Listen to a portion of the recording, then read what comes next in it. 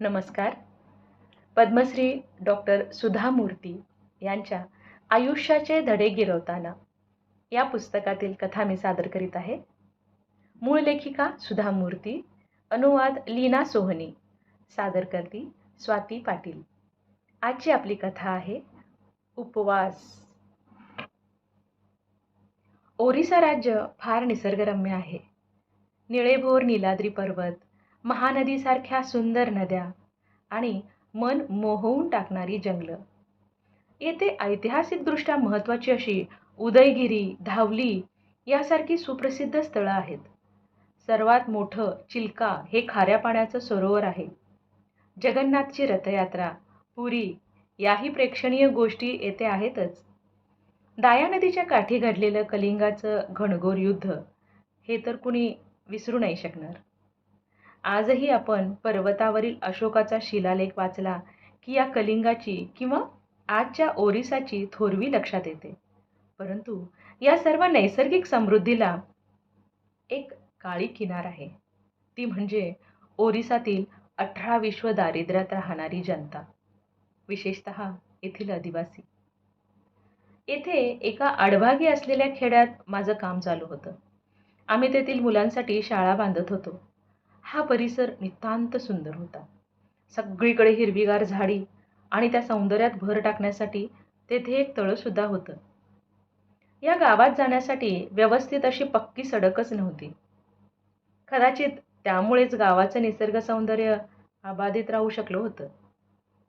एक दिवस मी कामासाठी त्या खेड्यात गेले असताना मुसळधार पाऊस पडण्यास सुरुवात झाली.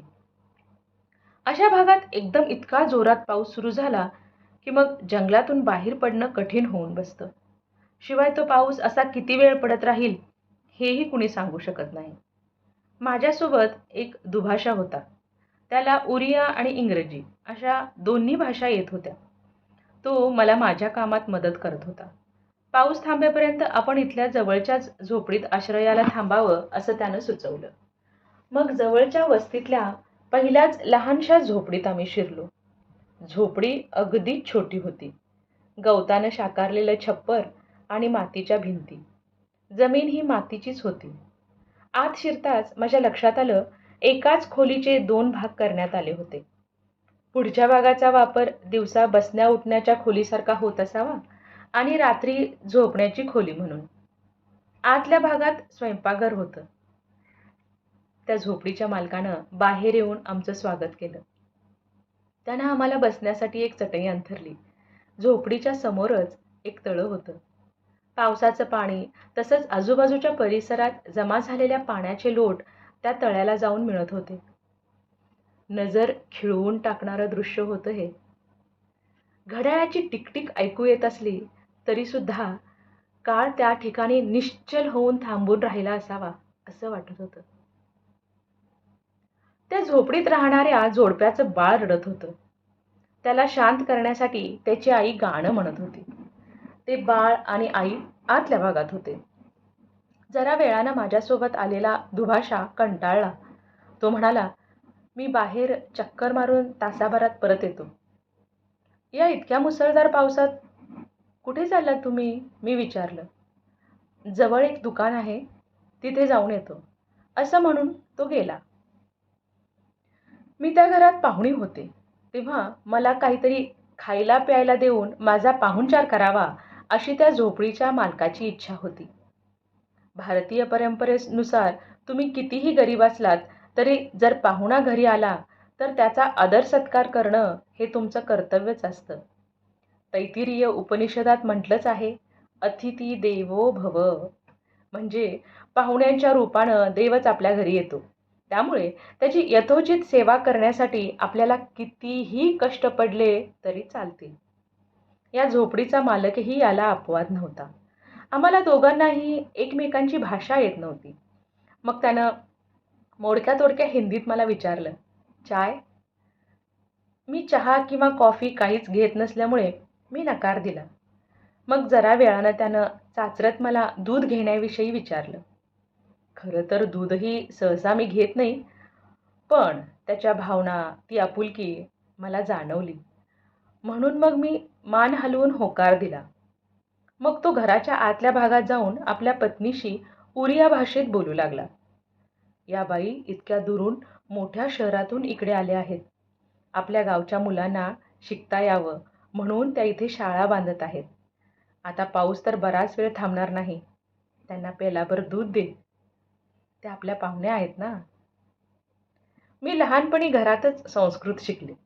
मला उत्तम संस्कृत येत असल्यामुळं मला बऱ्याच भारतीय भाषा समजतात.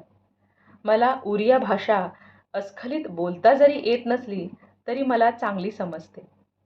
परंतु मी माझ्यावर बरोबर आणलेला दुभाषा पाहून त्या घरच्या यजमानास वाटलं असणार या बाईंना उरिया समजत नाही.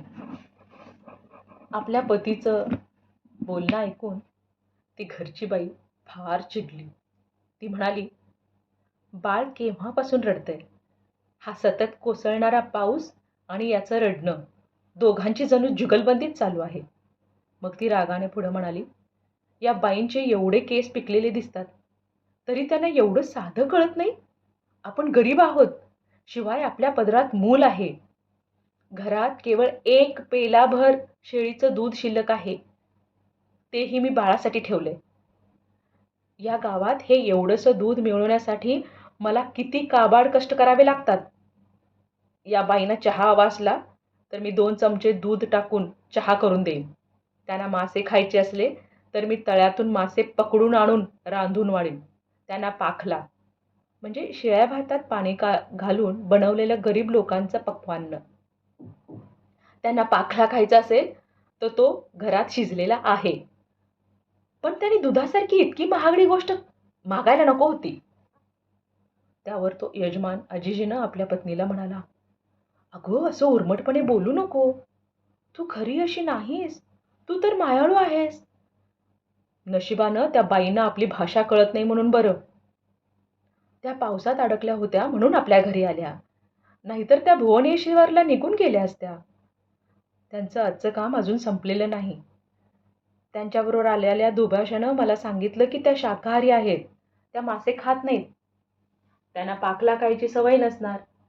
दुर्दैवानं त्या चहा पण घेत नाहीत. त्यांना नुसतंच पाणी कसं द्यायचं? आणि दुसरं तरी काय देणार आपण? आपल्याकडे फक्त दूधच आहे. पण अगं, आपण घरी आलेल्या पाहुण्यांचा पाहुणचार नको का करायला? तू असं कर. जे काही दूध आहे त्यात तेवढंच पाणी घालून उकळ आणि बाळाला आणि त्या पाहुण्याबाईंना अर्ध अर्ध दे. झोपडीत शांतता पसरली. पलीकडच्या भागात चालू असलेलं हे संभाषण ऐकून मला प्रचंड धक्का बसला होता. मी अस्वस्थ झाले होते. थोड्या वेळानं यजमान माझ्यासाठी एका लहानशा पेल्यात दूध घेऊन आला. त्यावेळी मला पहिल्यांदाच जाणीव झाली, जर घरी आलेल्या पाहुण्यानं जर भलत्या सलत्या गोष्टीची मागणी केली तर ती पुरी करणं आपल्यासारख्या गरीब देशातल्या यजमानाला किती जड जातं.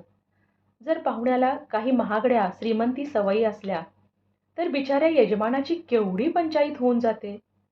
माझं त्यांच्या घरातील परिस्थितीबद्दलचं अज्ञान आणि त्याचा आग्रह या दोन्हीमुळे मी त्यांच्या घरी दूध प्यायला तयार झाले होते.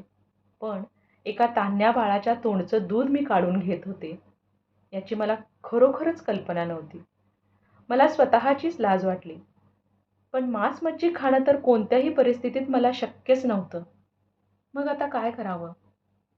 काही मिनिटातच जवळच्या दुकानातून पान खाऊन माझा दुभाषा परत आला. मग मी त्याला सांगितलं, त्या घरच्या लोकांना सांगा आज माझा उपवास आहे. मी दर बुधवारी उपवास करते. पण आज बुधवार आहे हे मगाशी माझ्या लक्षात नव्हतं. बुधवारी मी पाण्याशिवाय दुसरं काहीच घेत नाही. त्याला सांगा मला दूध नको प्लीज.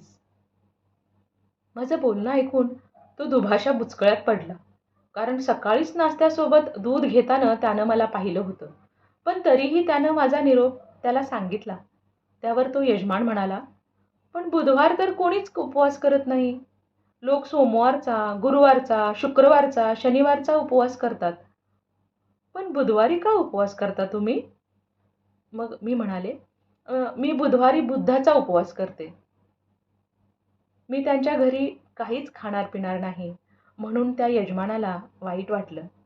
पण त्याला जे शक्य होतं ते केलं होतं, हे समाधान त्याला होतं.